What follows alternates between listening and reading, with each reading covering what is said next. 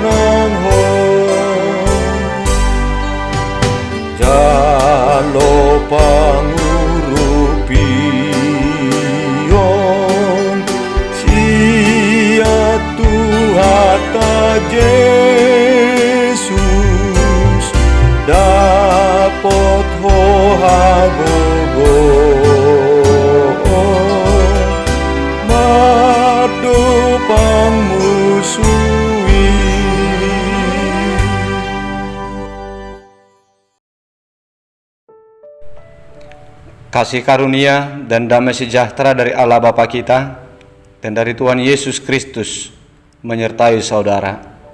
Amin.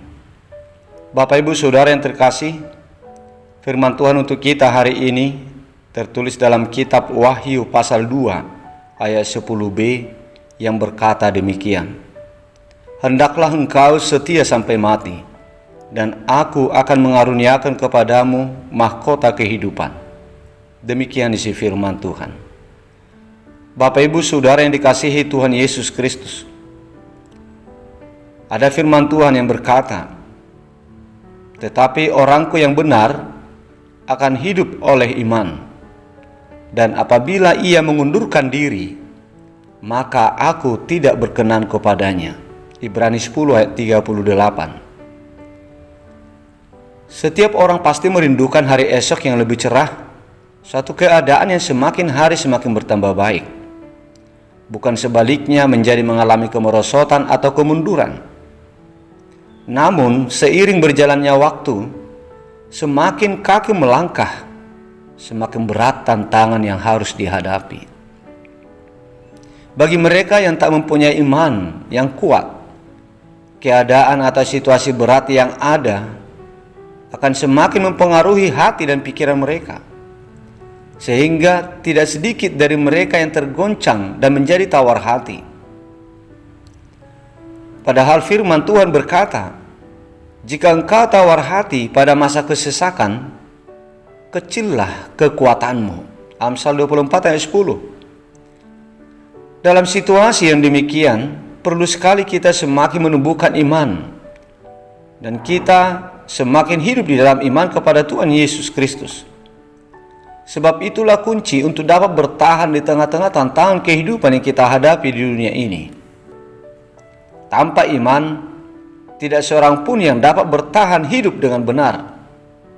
Sebab selama di dunia ini, kita tidak akan pernah bisa menghindarkan diri atau menghindar dari berbagai pencobaan, dari berbagai tekanan, himpitan, masalah, sakit, penyakit, dan sebagainya. Seorang yang tidak beriman tidak akan dapat hidup dalam kebenaran. Dan ia telah mengundurkan diri dari kasih karunia Tuhan dan hidup menurut kehendaknya sendiri. Sehingga dengan akal dan kekuatan sendiri dia akan berusaha untuk menyelesaikan segala persoalan yang dihadapinya. Iman bukanlah tindakan nekat atau gambling. Iman adalah dasar dari segala sesuatu yang kita harapkan dan bukti dari segala sesuatu yang tidak kita lihat. Meski berada di tengah tantangan yang berat sekalipun, orang yang memiliki iman takkan pernah menyerah kepada tantangan atau keadaan yang ada, apalagi sampai putus pengharapan. Sebab ia pasti berkeyakinan bahwa segala perkara dapat ditanggung di dalam Dia yang memberikan kekuatan kepada dia. Itu ucapan Paulus yang tertulis dalam kitab Filipi pasal 4 ayat 13. Marilah kita teguh berpegang pada pengakuan tentang pengharapan kita, sebab Ia yang menjanjikan itu setia. Bapak Ibu Saudara yang terkasih, firman Tuhan juga ada yang berkata demikian.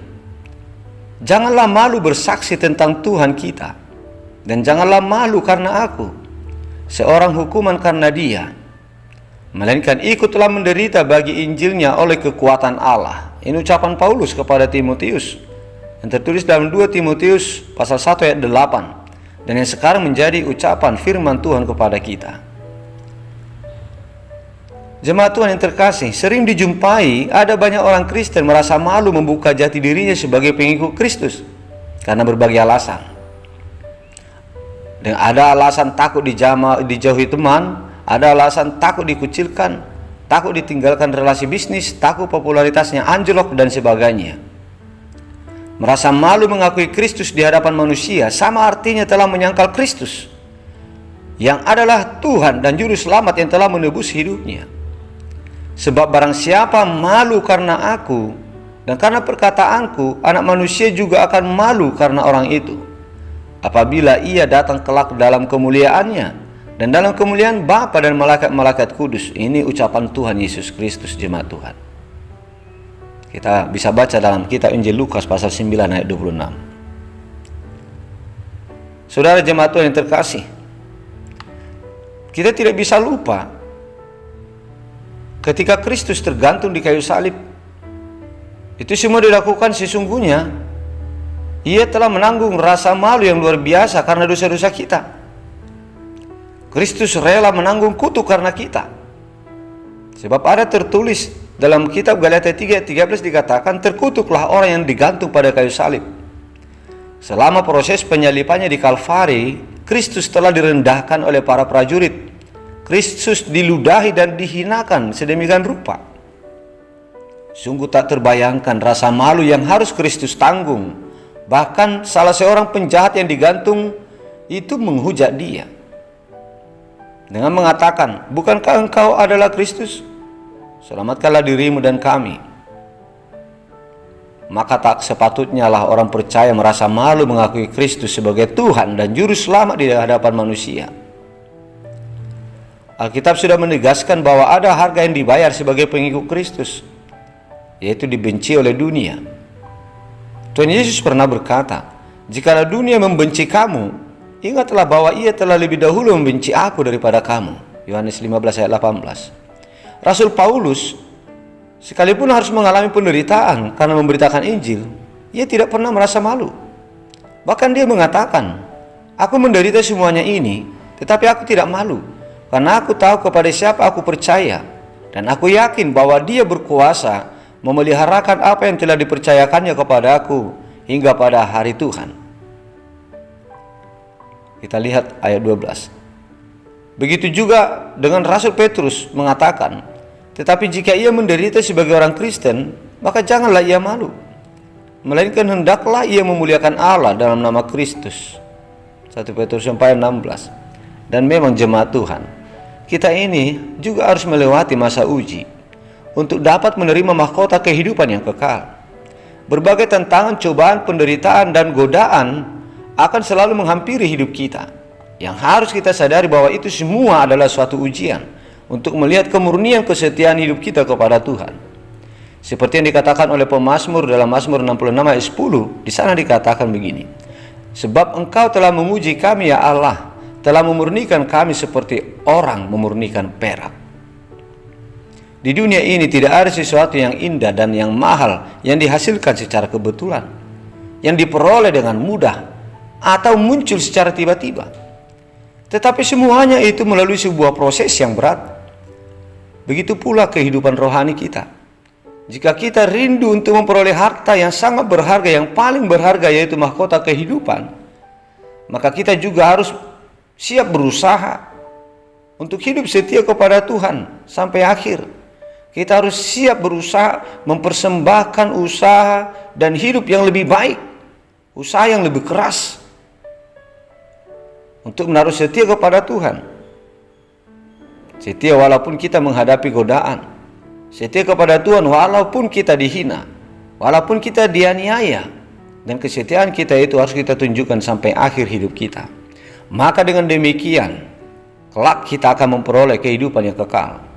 Ingatlah jemaat Tuhan, Tuhan Yesus berkata dalam Matius 10 ayat 32 dan ayat 33, setiap orang yang mengakui aku di depan manusia, aku juga akan mengakuinya di depan Bapakku yang di sorga. Tetapi barang siapa menyangkal aku di depan manusia, aku juga akan menyangkalnya di depan Bapakku yang di sorga. Amin. Marilah kita berdoa. Bapa di sorga, Bapa yang kami sembah dan yang kami muliakan, di dalam nama Yesus Kristus, kami ucapkan syukur dan berterima kasih atas segala kebaikan-Mu ya Bapa, di dalam kehidupan kami pribadi lepas pribadi. Hingga pada saat ini kami beroleh keselamatan oleh karena perlindungan Tuhan. Bapa yang baik, terima kasih buat firman-Mu yang telah menyapa kami, untuk mengingatkan kami supaya kami tetap setia sampai akhir. Meskipun kami diterpa oleh berbagai tantangan, cobaan, dan ancaman, aniaya, mara bahaya, kuatkan kami ya Tuhan untuk memperkuat pendirian kami, menaruh setia kepada Tuhan. Tanpa sokongan Tuhan, tanpa Roh Kudus yang menguatkan kami pasti akan menyerah. Kami akan mundur dari iman yang telah kami miliki. Untuk itu ya Tuhan, kami mohon Engkau berikan Roh-Mu selalu di dalam kehidupan kami, agar kami bisa menaruh setia di dalam hidup kami kepada Tuhan sampai akhir kehidupan kami. Ya Bapa, kami memohon pertolongan-Mu untuk saudara-saudara kami, umat jemaat yang sedang sakit saat ini. Jamahlah mereka Tuhan, berkatilah mereka dengan berkat kesembuhan. Kami sungguh meyakini hanya berkat-Mu lah, hanya kuasa-Mu lah yang bisa menyembuhkan mereka. Untuk itu ya Tuhan, kami serahkan saudara kami, biarlah Engkau yang menyembuhkan dan yang memulihkan mereka. Ya Bapa, terima kasih buat berkat-Mu atas saudara-saudara kami yang berulang tahun hari ini, yang berulang tahun kelahiran dan yang berulang tahun pernikahan. Ajarlah mereka Tuhan menghitung hari-hari kehidupan yang Kau tambahkan kepada mereka. Dan biarlah kiranya Tuhan yang selalu memberikan tuntunan, memberikan hati yang bijaksana, dan juga memberikan umur yang panjang, kesehatan, dan sukacita. Ya Tuhan, lindungilah kami satu hari ini, menjalani kehidupan kami. Berikan kekuatan kepada kami Tuhan, melakukan segala aktivitas, melakukan segala pekerjaan kami. Dan mohonlah berkat-Mu atas segala apa yang kami kerjakan, apa yang kami lakukan, supaya semuanya itu memberikan buah yang baik untuk kami tuai di hari yang telah Engkau izinkan, untuk kami nikmati buah dari segala apa yang kami kerjakan. Terima kasih Tuhan, kuduskan kami dari segala dosa kami. Di dalam nama Yesus Kristus, dengarkanlah doa kami ini. Amin.